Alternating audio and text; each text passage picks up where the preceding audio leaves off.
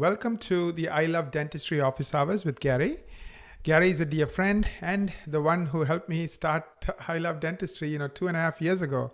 Recently, we celebrated our 10,000 member who joined the group. So, Gary, any thoughts on that before we Yeah, jump into first of office all, hours today? yeah, thank you to all of our I Love Dentistry members for helping us grow this amazing community. Um, I think 2.5 years ago when we started it, we thought, wouldn't it be great to assemble a group of people that share a common passion for our amazing profession? And we decided to name it I Love Dentistry, and it seemed to fit. And it's so cool that we just hit that 10,000 member threshold. So thanks to all of you for contributing and for helping us grow this amazing group. We appreciate each and every one of you. Thank you, Gary. Let's jump into today's office hours. Since we started, we have a tradition of doing an office hours with you where you talk about a topic that's in everyone's mind. Today's topic is funding future technology. Let's jump in. Yeah, Naren, I love this technology because I'm a nerd. I, I love this topic. And technology is something that is one of the most exciting parts of our amazing profession. If you think about all the amazing technology we have available today, helping us serve patients in ways that weren't even possible just a few years ago. And Naren, I know you like technology about as much as I do, and you know that there's always new exciting things coming down the road. So technology is something that isn't a one and done. It's not like, okay, I have all the technology I need, I'm good.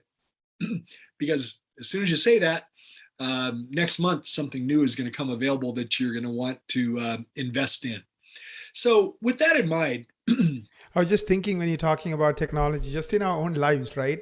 Nest thermostat, sure. uh, you know, self-driving cars, electric cars, even the way we watch movies, Netflix, Uber, how we save files. We used to have, floppy disk. Do you remember those days? Or even disk. Now it's like all in the cloud. It's just crazy how much we have come in the last 10, 20 years. Yeah, it really is amazing. And when we look at that on the dental side, we have technology that even just a few years ago didn't seem like it was possible. And all of that technology allows us to better serve our patients. So I always like to teach my clients that we need to have a perspective that technology is an ongoing investment. It's literally not like one and done. It's not like building out your office. When we build, make leasehold improvements in the office, that'll be pretty static for a while. Now, you may have to upgrade it now and again. You may have to remodel and paint and wallpaper and floor covering. But that's kind of an investment that's a one-time type of investment, where technology is something that you always want to have a budget to be able to add the latest and greatest technologies to your practice. So because of that, you need to look at it as an ongoing expense, not just a one-time capital improvement expense. And most of our listeners will also know, and Naren, you know, that I personally am debt averse. Debt averse. I would prefer to have no debt, or certainly minimal debt. Minimal debt. It simply makes you more nimble, more flexible as a business, and puts you in a stronger financial position. And sadly, the way many dentists fund their technology is, to go to the bank and get a loan. And then they're paying interest on that, on that technology, which granted, the cost of money right now is at historic low rates. So it's fairly attractive right now to be doing that. But I would say that I think a better way to fund technology is to recognize that we're always going to be investing in technology. So why not have some kind of a savings plan in place that we accumulate the money, our own money, in advance? So when we buy technology, we buy it for cash rather than going to the bank and trying to fund it through a loan. So I suggest that offices put together a technology reserve account, a special bank account, and every month simply put a percentage of your collections into that reserve account. And you can determine what that is based on your own cash flow, your own budget in the practice. But you take a small percentage of your collections every month and put it over here in your technology reserve bank account. And that could be 2% of your collections, could be 3%, depends on what your technology appetite is, depends what your needs are, in your practice for technology. But, something in that 2 to 3% range could accumulate very quickly and be a very healthy account when it comes time to go out and actually purchase that technology. Yeah, it's like, let's say you're doing 100,000 a month, the $1.2 million practice. If it's 2%, it's 2,000 a month. If it's 3%, it's 3,000 a month. In a year, that's $24,000 or $36,000, and you have a decent war chest, to use now. Yeah, you have a nice little war chest put together, and you're purchasing it with cash, which often puts you at an advantage when it comes to purchasing that equipment, and it certainly follows my plan of being debt averse. Right. Yeah, and it's a great way to do it. Can you talk about, Gary, sometimes when you have cash to pay, the kind of deals you can get? And I know you have gotten some amazing deals, for Life Smiles. Yeah, I mean, I'll share an example that we were able to take advantage of it at Life Smiles. Paul and Tim both place and restore implants, and we have an imaging center that's about 2 blocks away from our practice. So prior to having our own CBCT, we could send patients, literally just 2 blocks away and have a 3D, CBCT image taken of the patient.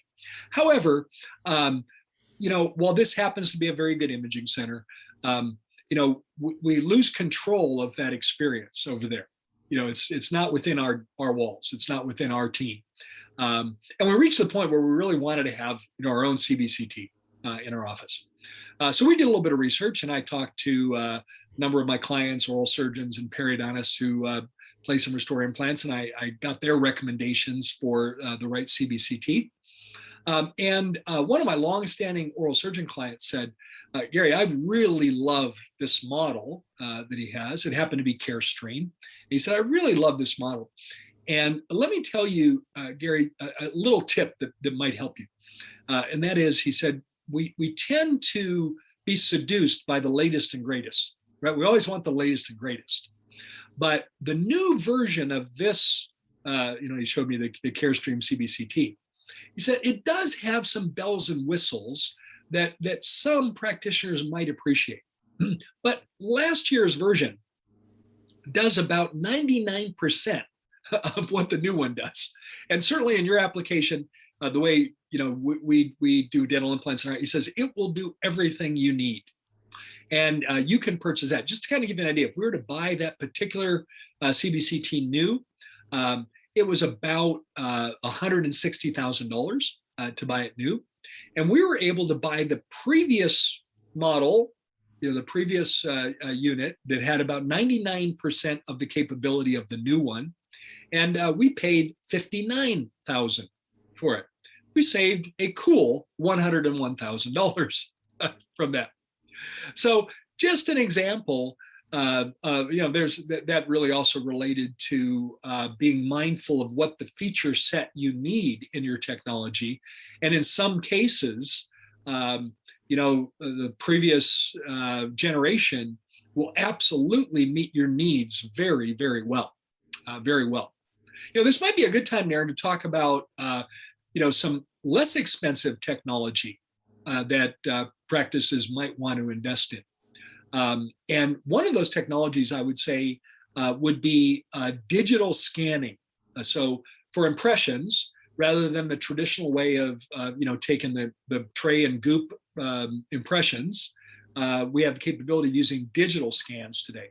And if you're already doing CAD/CAM, if you're doing CEREC, you're already incorporating that, into your CEREC process.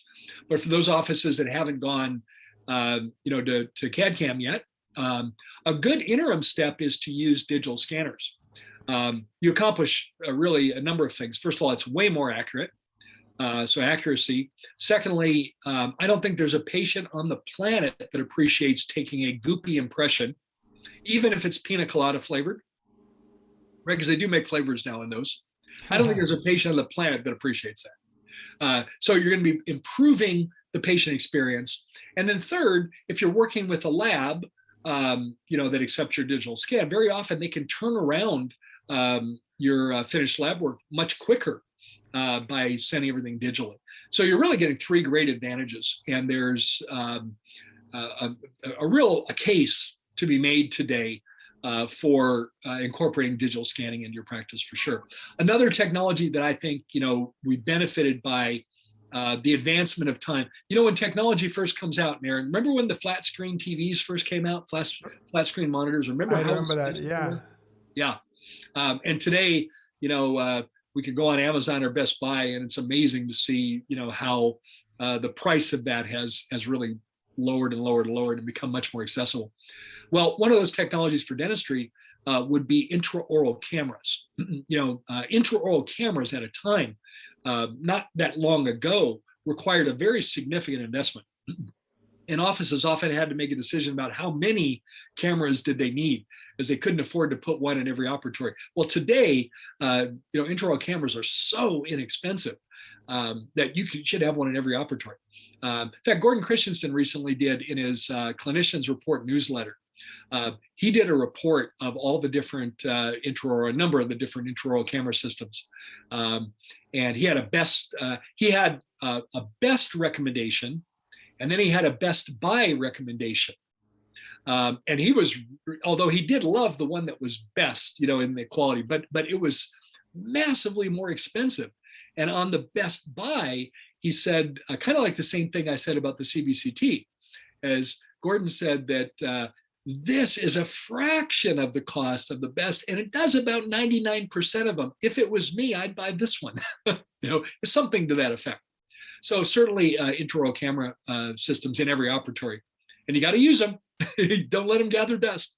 But if you'll use them in your practice, what a great technology. One other technology that I would encourage you to take a look at is diode lasers. Diode lasers. If you don't already have a diode laser, there's so many applications for diode lasers. One of those applications could be in smile design cases. David Hornberg, Dr. Hornberg always taught me to think of the teeth, as the picture, like a picture. And then think of the gums as the frame that goes around the picture. And so very often, you can finish that aesthetic case by doing some gingival recontouring with your diode laser.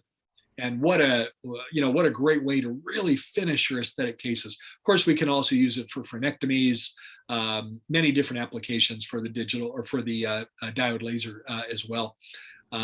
Ankyloglossia, for those of you that are doing the lip and tongue tie release procedure for infants that are having challenges nursing, that ankyloglossia procedure can be done with the diode laser.